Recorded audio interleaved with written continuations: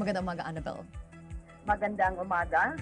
5 police officials dito sa Cebu ang isinangkot ni Franz Sabalones, ang kinikilalang drug lord ng lalawigan ng Cebu sa kanyang iligal na negosyo.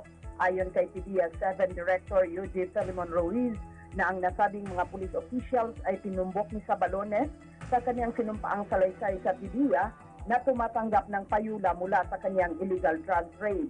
Hindi pinangalanan ni Ruiz ang mga police officials dahil sa nagpapatuloy na investigasyon, lalo na sa mga ari-arian ng mga nasabing pulis tulad ng mga mamahaling sasakyan, lupat bahay, gayon din ang kanilang malalaking deposito sa bangko.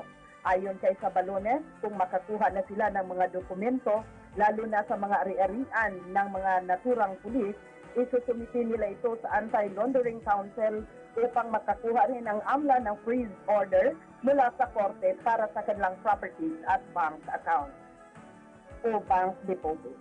Para sa Radyo Vision, Annabel Lagrosa, Cebu Media ng Bayan.